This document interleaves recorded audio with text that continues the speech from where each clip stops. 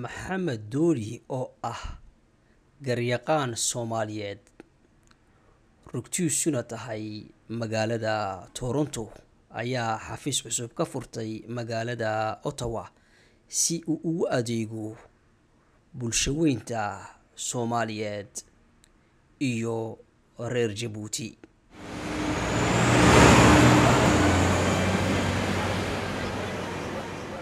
muuqaalkani waxa uu ka kooban yahay wareysyo kala duwan iyo xaflad loogu soo bandhigay dadweynaha waxqabadka xafiiska garyaqaan maxamed dooli.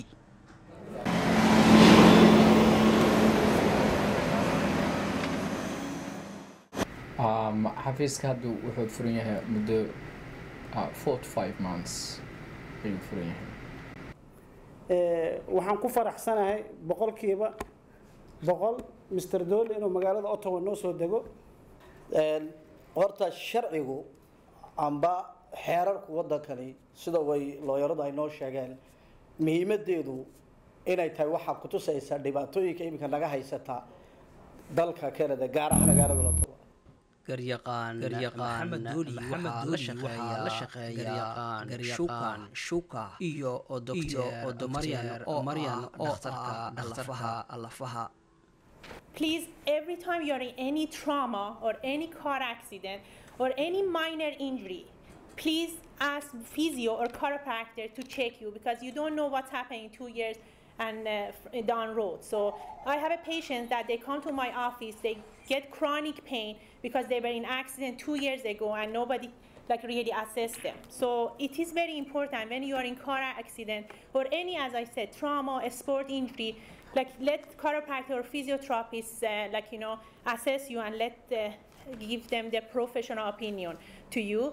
Also, I'd like to take this opportunity and introduce to you a gentleman that we want a lot and work with us, me and Mohammed Dooli, in the media, in the law firm of Mr. Dooli, and also that he and I, we were very fortunate to go together in University of Toronto and graduate together. Mr. Mohammed Abdullah, please. I'm very fortunate having him as a friend. We are not here primarily or solely to provide legal services to Somalians, not at all. We are here to provide legal services to needy people, be it Somalians, Ethiopians, Djiboutians, Iranians, Middle East. magacaygu waxa weeyaan Maxamed Dooli. aniga ayaa asaasi Dooli Law kana bilaaway magaalada Toronto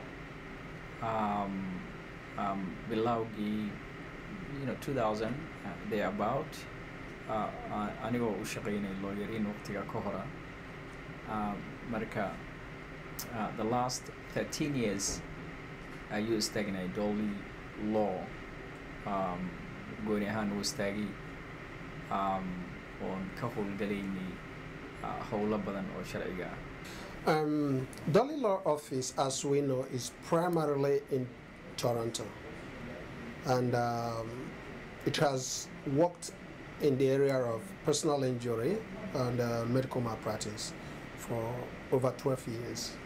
At the beginning, I believe, because I wasn't there, I should point out, Dooli Professional was doing a whole lot of other areas of law until it's decided to concentrate on personal injury law. muhiimadda ay u leedahay beeshan ama community-gan Soomaaliyeed in lawyer afkooda ku hadlaya la helo waxay muujinaysaa bisaylka ay gaartay community-ga Soomaaliyeed ama beesha Soomaaliyeed. run ahaantii Maxamed Toronto ugu yaraan over 10 years ayaan ka howlgalay. waa liiga bartay shaqo wanaagsan iyo maaragtay aaminaad ay u qabaan dadka shaqada aan qabta ay horta u soo raacaan sidii badan marka aad iyo aadna client base oo xooggan ayaan ku leenahay kadib markii meeshaan magaalada anigu ugu qabsaday kayskiina aan ka fikiray inaan la raadiyo lawyer Soomaali dad badan ku waramaayo inta joogtid magaalada ku cusubtahay wax badan lagaaga warama lagu leeyahay lawyeerinta saasay ku yeelayaan lawyerin kale oo shisheeya jirto marka waxaan go'aansaday lawyer aan af aqaan inaan Canada ka raadiyo waxa ii suurta gashay Mr. Dolly kiiskayga inaan Ottawa inta ka qaado ugu geeyo magaalada Toronto. The decision to come down to Ottawa is not an easy one, but it's not a one that is difficult to make. Because in Toronto, we received a lot of clients from Ottawa. And from those clients, we knew how much difficulties they encountered going from Ottawa to Toronto for issues. Then we imagined, how could we attend to clients who could not come down to Toronto but have serious cases, ranging from criminal, immigration, to personal injuries.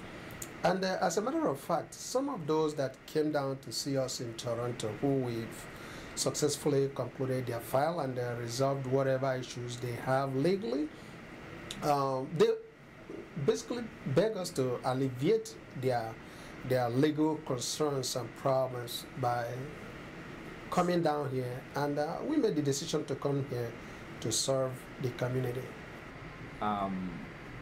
Dad badan ayaa nooga yimid Ottawa oo soo dhoofo nooga imaada magaalada Toronto kadib ayaan garaawsanay in aan service-ka u keena magaalada Ottawa oo ugu furna xafiiska si ay ugu kaftoomaan dhoofitaanka ay Toronto u soo dhoofaan.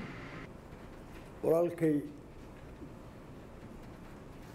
Garyaqaan Dolly anigu waxaan bartay sanadku markuu ahaa 2001 asigoo asba markaas u dagaalamaya xuquuq community-ga uu ka soo jeeday ee reer Kenya dhibaato gaartay sanadadii 83 masakar lagu sameeyay waa gaale Khasuusan the last 7 years waxaan u badnay xagga civil litigation personal